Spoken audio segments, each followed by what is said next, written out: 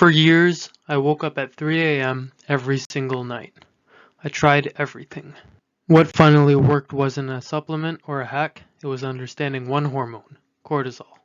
I didn't run my own labs, I went into the research, changed my routine, and in 3 weeks, the wake up stopped. You know the feeling, 3 in the morning, wide awake, staring at the ceiling, and your mind just won't turn off. For the longest time, I thought I just needed more discipline, but it wasn't willpower. One hormone was quietly setting the tone for my whole day and my whole night, cortisol. And here's what the research kept hammering home. It's not about how much cortisol you have, it's about timing. Cortisol is supposed to follow a daily rhythm. When that rhythm is off, your sleep, your mood, and your energy all fall apart. So I didn't want to guess. I read the research, 36 studies and reviews.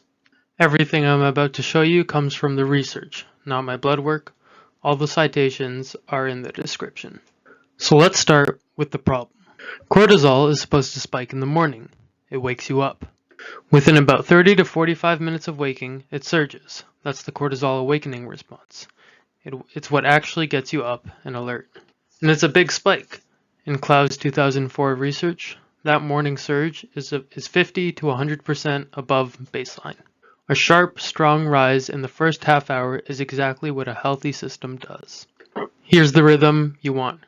Cortisol peaks high in the morning, then falls steadily all day to a low at night. When you flatten the curve and it's still high at night, your cortisol is still high, and of course you're not going to be able to fall asleep. And a flat morning response isn't just annoying. It reliably predicts burnout, chronic stress, and even depression. So here's the counterintuitive part. Every supplement sells you cortisol suppression, but that's backwards. You don't want less cortisol, you want a strong early rise that has the whole day to come back down. So how do you actually rebuild that rhythm? It comes down to 3 things. The protocol, and everything in it has research behind it. 3 levers. Anchor your morning, downregulate during the day, and protect your sleep at night. Let me look at each one. Start with the morning. Get light in your eyes and move your body in that first hour. You're reinforcing the natural morning surge, telling your body clearly that the day has begun. And of everything I read, movement had the strongest evidence by far.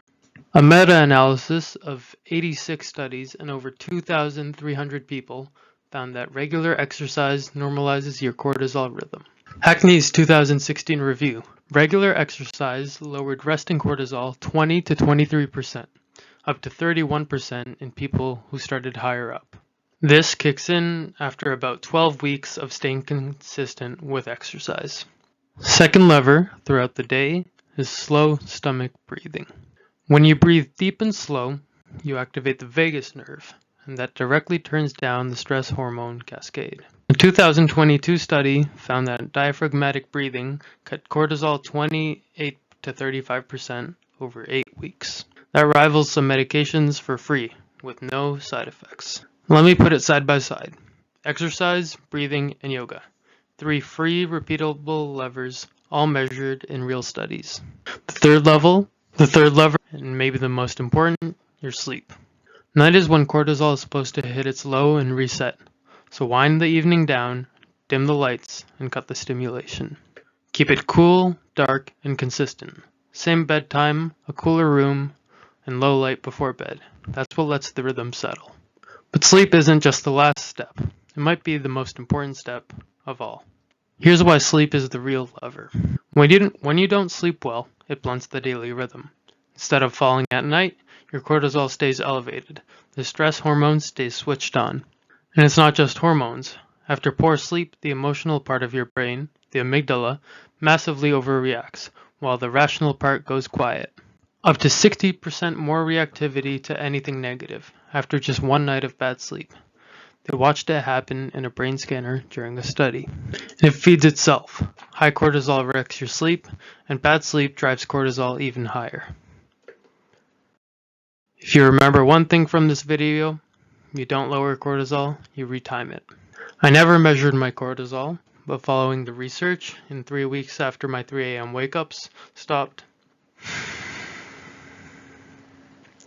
Following the research, in 3 weeks, my 3 a.m. wake up stopped, my mood settled, and my energy evened out. I put it all into a free protocol.